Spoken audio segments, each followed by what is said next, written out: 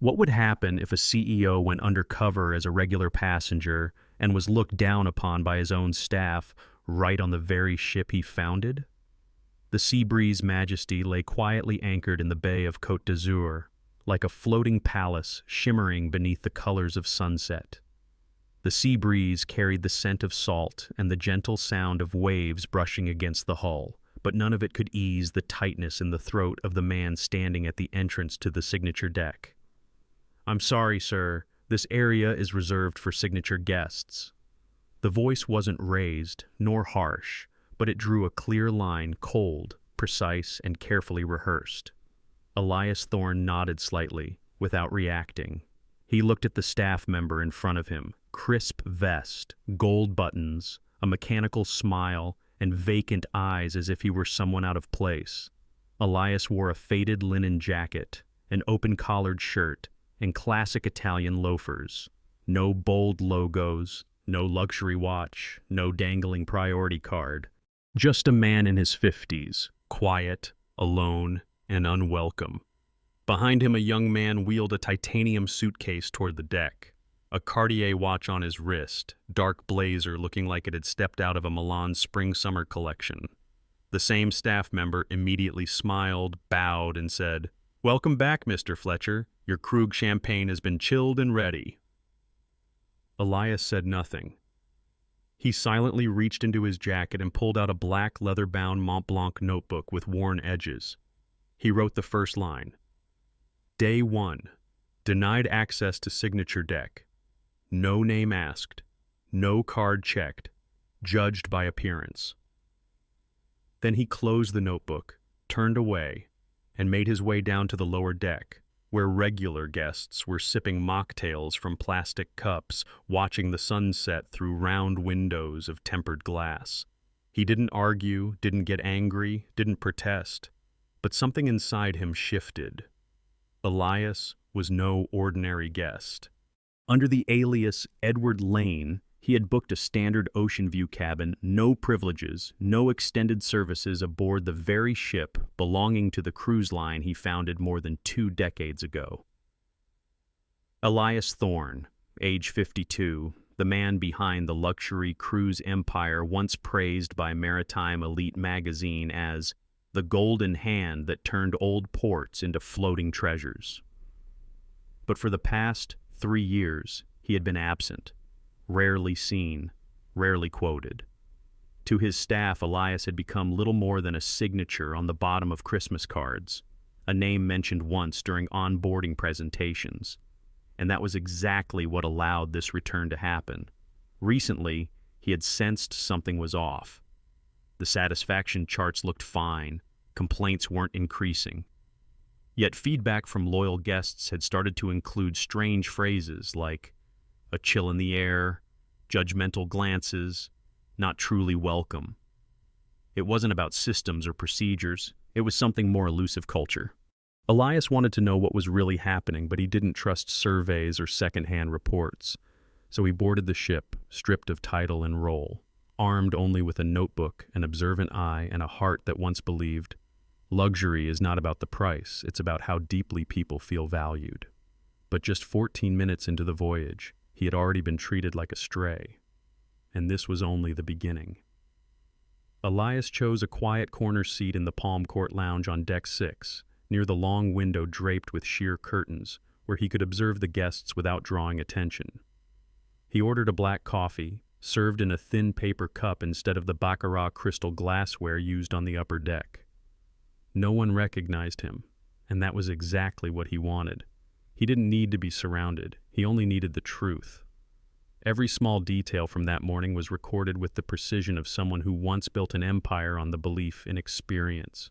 An elderly couple in simple clothing stood near the concierge desk for over 10 minutes, and no one approached them.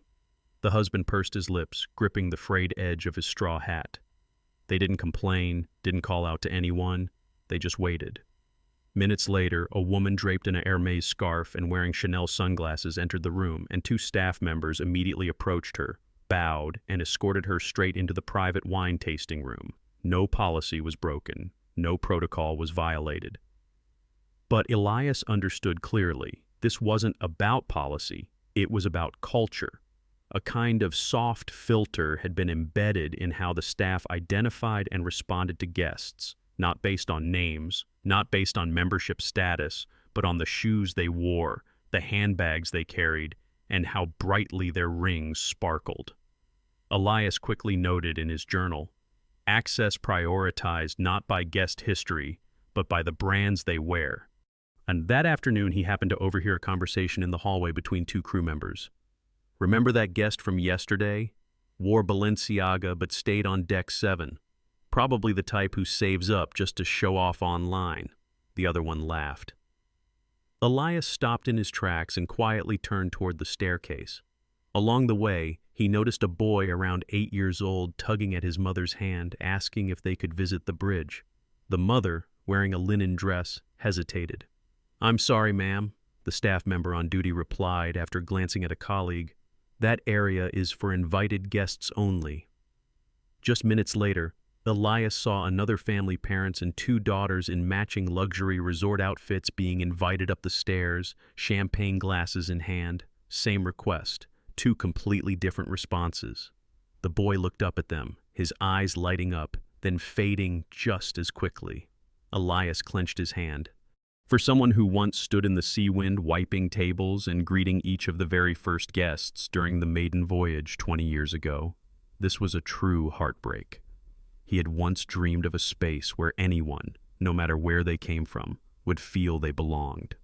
But now, on his own ship, he saw 2 parallel worlds unfolding, one gleaming on the upper deck, where smiles opened only when you carried enough symbols of status, and one quiet beneath, where patience was paid with invisibility. Elias wrote in his journal, stratifying experience through glances. No one says it, but everyone knows. And he knew, if he didn't stop it, this culture would seep deep into the system like rust inside the hull. And by then, there would be nothing left of luxury, except an empty shell. Friday afternoon, sunlight streamed diagonally through the tall glass windows of the restaurant on deck 8, bathing the space in golden hues, yet it did nothing to calm Elias's thoughts. He sat alone by the sea-facing window, his dinner long gone cold. No one came to check on him, no one offered dessert or wine. The silence wasn't unusual because he had asked for privacy. It was strange because no one bothered to notice him at all. Just as Elias was lost in thought, the phone in his pocket vibrated softly. It was a message from the internal management system, but it wasn't meant for him. A small error, a fateful misdelivery. The words on the screen cut like a blade. The guy in the linen jacket is circling near the signature deck again. Flag him, looks like some wanderer trying to sneak in. Doesn't seem like a Seabreeze type. The message was signed by Landon Voss, the regional director in charge of guest operations. Elias didn't reply. He simply stared at the screen, then took a photo. Slowly, he set the phone down and opened his worn Mont Blanc notebook. Line 6 was written in clear, steady handwriting. Day 6, flagged, not a mistake, a directive. Words like "flag him again" carried no sense of accident. They revealed a system of guest classification based on subjective appearance. Not an isolated act, but a tightly structured design. Elias drew a deep breath. Not because he was offended, but because the very system he once dreamed would elevate people was now operating by excluding them. What chilled him wasn't the message itself, but the identity of the sender. Landon wasn't an untrained front desk staffer. He was the one who set the standards, trained the crew, and taught them how to recognize guests who matched the brand image. A man with the authority to shape the service culture across all 5 ships of the fleet. This was no longer a one-off incident. It was a toxic philosophy that had crept from the reception floor all the way up to the command deck. Elias sat frozen in that moment, not from shock, but from the cold clarity that had settled in. He thought back to the early days when he packed each supply crate by hand, wiped every railing, greeted each of the first guests under the gray skies of that rainy maiden voyage. It was those small gestures that defined the spirit of Seabreeze, not the gold leaf, but the real respect for real people.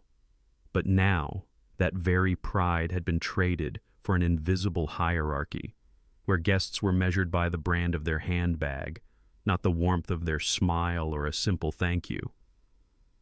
Elias wasn't angry. He didn't slam the table, didn't write any dismissal letters.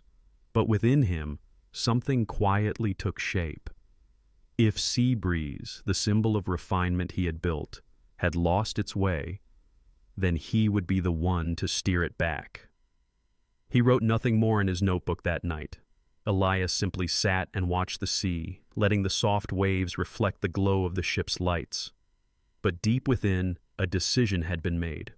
Not to retaliate, but to begin an unraveling at the roots, where discrimination didn't live on paper, but in every nod and every turned back. And this time, no one would be flagged simply for not shining in outdated ways. Elias had always believed that if there was one person aboard the ship he could trust without question, it was the current captain, Alaric Hale. More than a longtime friend, Alaric was the man Elias had personally chosen back when their first ship was still scraping together borrowed funds just to set sail. Together, they had raised the flag on the deck, toasted with whiskey to a new beginning, and made a vow Seabreeze would never become a place of hidden class division. But now, Elias needed to confirm one thing, whether that oath still held its weight. That evening, after witnessing an elderly man in a Panama hat and polished loafers being denied a visit to the bridge, Elias quietly sent a private message to the captain. No real name, just a simple request. I might need a quick word if you still have time for an old friend. Near midnight, they met in the secondary control room behind the bridge, a space that once served as the gathering point for the core crew. The lighting was dim and warm, a faded nautical chart still hung on the wall, its course yet to be updated.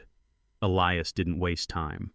I used to believe any guest could step into this room as long as they were courteous and respectful, but this afternoon someone asked to see the bridge and was turned away.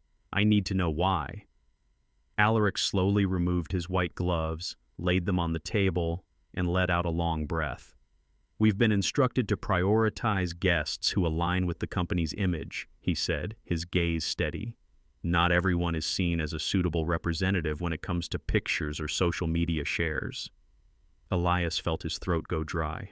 Not because of the answer, but because the one speaking wasn't an inexperienced receptionist or a superficial floor supervisor. It was the man who had once sailed with him through real winds for a real ideal. Quietly, Elias asked, "And what defines that so-called suitable image?" Alaric hesitated, then replied in a voice so low it was nearly a confession. Shoes, watches, mannerisms, and sometimes social media engagement. The words struck like a slap across everything Elias had spent 25 years building. He understood then with painful clarity that if the person steering the ship, both literally and metaphorically, had accepted compromising values for curated appearances, this was no longer a mid-level management issue. This was a rot from the command deck itself. On the walk back to his cabin, Elias didn't jot anything in his notebook. He didn't need to. His silence now wasn't observation, it was preparation. That night he didn't sleep. He sat alone in the small room on deck 6, watching the ink-black sea slide past the window and remembering a story from their very first voyage. Once, a guest had asked to visit the bridge with his autistic son. The boy had hugged the ship's wheel and whispered, "I'll remember this feeling forever." Elias had cried when he received the father's thank you letter. But now, those emotions had been replaced by cold, sterile words not aligned with brand image, and he swore, if Seabreeze had truly lost its way from the one sacred thing it was built to protect, then he would be the one to bring it back, even if it meant turning the whole deck upside down. The private jet touched down at Teterboro Airport while the sky was still thick with morning mist. Elias brought nothing with him but a soft leather bag, a freshly pressed charcoal suit, and his Mont Blanc notebook, now swollen with pages filled with somber notes. At 6:40 a.m., he stepped into the Seabreeze headquarters in New York, a towering glass building on the banks of the Hudson River, where every floor was marked by opulence. But today, that luxury only made him feel hollow. Executive Assistant Naomi Greaves was already waiting at the entrance to the 34th floor. She saw him and couldn't help but comment, "You look like you just walked out of a storm." Elias gave a faint smile. "We are the storm, Naomi, and it's time to shift the wind." At 3 in the afternoon, the largest conference room was locked down and sealed off from the internal live stream system. Only 12 people were present, the top executives of the corporation, from the global brand director and head of guest experience to the recruitment chief and representatives from the 3 regional operations teams. They didn't know the reason for the meeting, but the atmosphere told them it was unlike any other. Elias walked in with no laptop, no slides, no assistant by his side. Just himself, a calm voice, and an opening line that brought the entire room to a standstill. "I was flagged 3 times on my own ship, not because of my behavior, but because of my clothing." A young executive, Henry Koval, head of customer strategy, let out a slight chuckle as if Elias were joking. But the smile faded quickly when Elias placed on the table a copy of the message from Landon Voss, System Notes, and a video clip from the internal training session for new staff, displaying the slogan, "Create a consistent image for signature guests." The video was short but jolting. A manager was seen explaining how to assess brand value through appearance, and emphasized, "Refinement lies in knowing who deserves to raise a glass of Krug and who should only be offered water." Elias let the group watch it in full, then continued, his tone steady but his gaze sharp as steel. "This is no longer about protocol. This is covert discrimination. And if I, the founder, am not considered to fit the image, then what are hundreds of quiet guests being made to endure?" A tense silence spread across the room, but Elias wasn't finished. He opened a thick folder and one by one pulled out names. Cleo Whitmore, Signature Lounge staff member with 17 internal flagging reports for non-compliant attire. Marcus Dell, the cabin upgrade supervisor who personally intervened against policy when a guest carried a canvas bag. And finally, Landon Voss, the man who had designed the off-brand guest filter used across 5 ships. Some in the room began to shift uncomfortably, others lowered their eyes. But no one spoke in defense. Elias paused, looked each person in the eye, and concluded with a statement that wasn't a warning, but a declaration. "From now on, we're not saving the brand. We are saving the dignity we quietly stripped away." And for the first time in 15 years of strategic meetings, there was no applause. Only the realization in their eyes that this was not a meeting. This was the beginning of a reckoning, and the one leading it was the man they had quietly pushed aside in a linen suit with no logo. At 9 o'clock the next morning, every internal screen across the Seabreeze fleet lit up simultaneously from the bridge to the galley, from the rooftop spa to the staff cafeteria. No effects, no music, just one man in a navy polo standing before the camera. Elias Thorne. Behind him wasn't the glamorous backdrop of headquarters, but a modest technical room on the mid-deck, the same place he used to sleep during the early days of the company. His eyes looked straight into the lens. His voice was calm, but unmistakable. "This past week, I was not your CEO. I was a guest named Edward Lane. I wore an old linen shirt, carried an unbranded leather bag, and 3 times I was excluded from an experience simply because I didn't look like someone who should be invited in." No one interrupted. No one turned off the screen. Across the ships, hundreds of crew members, stewards, chefs, and technicians quietly followed his gaze. Elias continued, slowly but with certainty. That kind of exclusion did not come from policy. It came from culture. A culture that I allowed to drift from our founding vision, because I stood too far away and watched too silently. He paused, then nodded gently, as if offering an unspoken apology. "From today onward, all forms of guest filtering based on appearance will be eliminated. No more flagging, no more judgments based on handbag labels or the color of a shirt." The system trembled, but he didn't stop. "We are officially establishing the Guest Experience Council, made up of real former passengers, to advise not on what merely looks right, but what genuinely feels right." The screen slowly faded to black, leaving behind a single line of text: every guest, every time. On the main deck of the Seabreeze Legacy, where Elias now stood as an ordinary guest, something began to shift. An elderly couple with worn suitcases was offered the first glass of champagne. No one asked their cabin number. No one scanned their appearance. A young staff member bowed to a girl with a canvas backpack and smiled at her like greeting a familiar guest. And on the highest deck, once a quiet fortress of exclusivity, for the first time, a man in shorts and a white cloth hat was addressed by name with a warm welcome. "Welcome back, Mr. Carter. May I offer you a glass of Krug?" Elias stood at a distance, neither intervening nor claiming credit for the change. He simply smiled, because for the first time in a very long while, Seabreeze was adjusting its course on its own. Yet in the lower levels where coffee machines ran without pause and staff's internal clocks never quite aligned, new whispers began to emerge. Not everyone welcomed the change. Some muttered, "Letting economy guests into premium spaces will break the brand structure." Others hesitated. "Every guest treated equally? That's just wishful thinking." And in an informal meeting between three mid-level managers, one low voice offered, "Even without the flags, we can still remember who carries leather, who carries canvas." They weren't resisting openly, but real resistance doesn't begin with protest. It begins with a furrowed brow, with a whisper, and with deliberate behavior disguised as efficiency. Elias didn't know all of this yet, but he understood a truth deeper than any report. Policies can be signed in a day, but culture takes a generation to shift, and he was ready for that fight. Because if true luxury no longer lies in its facade, then the next battle must be with those who were once trained to see people without ever truly seeing the person. That afternoon, on the 40th floor of Seabreeze's main office, a name quietly appeared on the special guest list: Lucian Gray.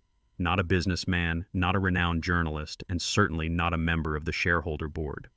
Lucian was a retired high school teacher, a silver-haired man living alone in New Hampshire, who had taken 13 cruises with Seabreeze over the span of 11 years.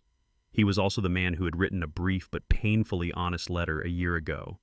"I don't blame anyone for asking me to leave the Signature Lounge when I wore a plain cotton t-shirt, but I no longer felt like a familiar guest, just a name that had been filtered out." That letter had once been filed under a folder labeled "Non-Urgent Personal Sentiments." Elias had found it again the night after the board meeting, and now he wanted to meet the man who had once been dismissed. No journalists, no cameras. Just a quiet room overlooking the Hudson Bay, 2 chairs facing each other, and a warm pot of tea.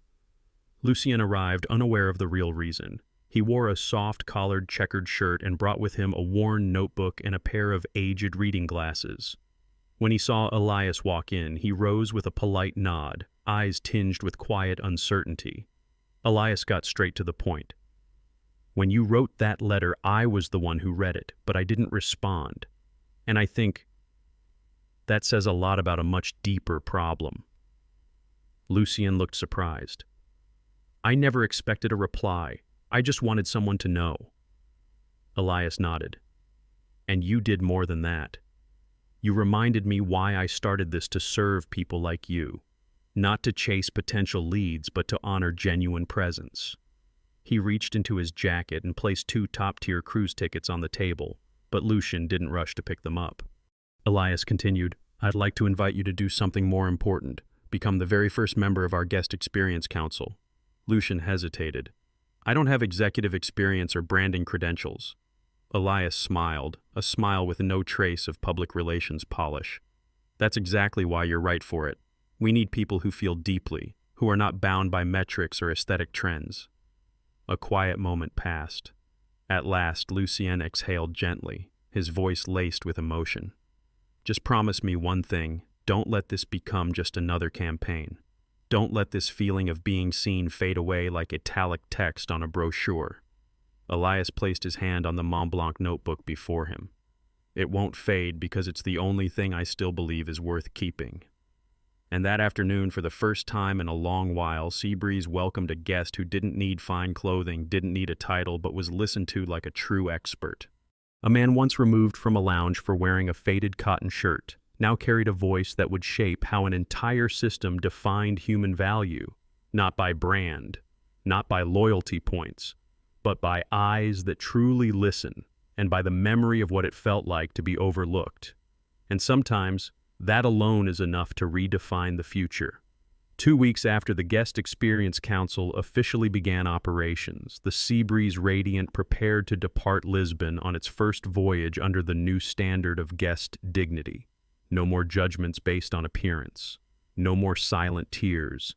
Every room key now granted access to all services with a simple scan, no dress codes checked, no silent glances of comparison. On the embarkation deck there was no red carpet, but there were genuine smiles.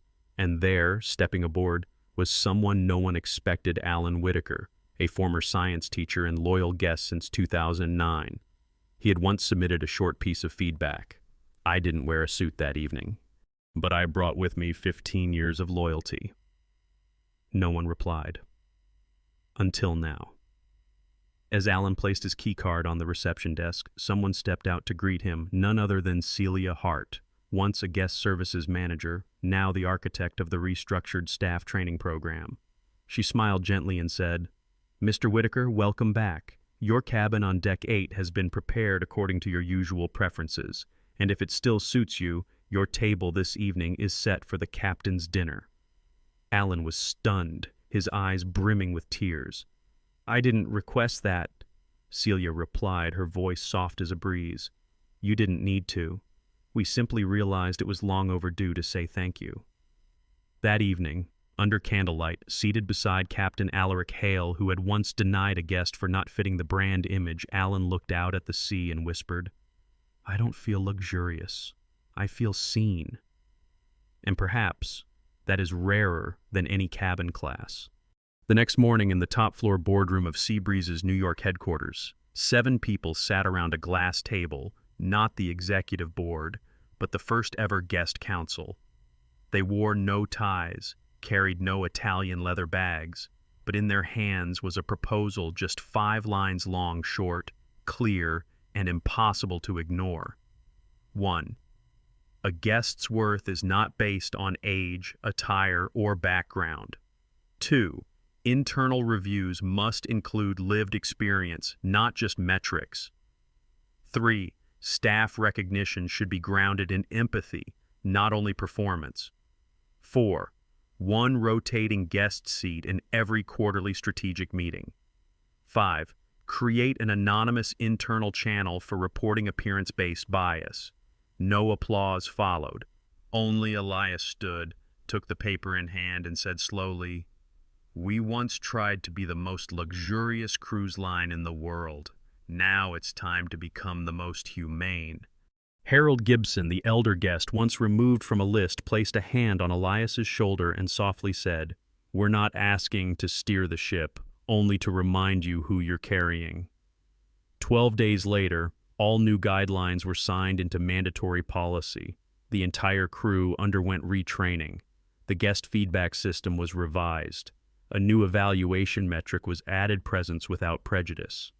And on the login portal of the internal system, 1 line appeared in bright letters: "Every guest, every time." That same moment, a post appeared from the travel account, Waves and Whispers. "I wasn't welcomed because of a Rolex. I was called by name because I was simply me."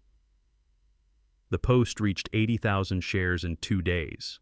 Forbes, CNN Travel, and Condé Nast all ran stories. Seabreeze, where dignity becomes the new standard of luxury. Elias gave no interviews. He only sent 1 short email across the system. "We're not redefining luxury.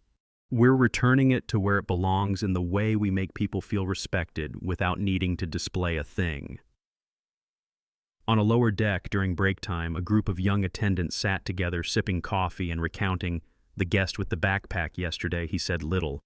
But when offered a glass of iced tea, his eyes filled with tears. One of them quietly said, 'For the first time, I saw a ship change course, not because of a storm, but because it was time to turn home.'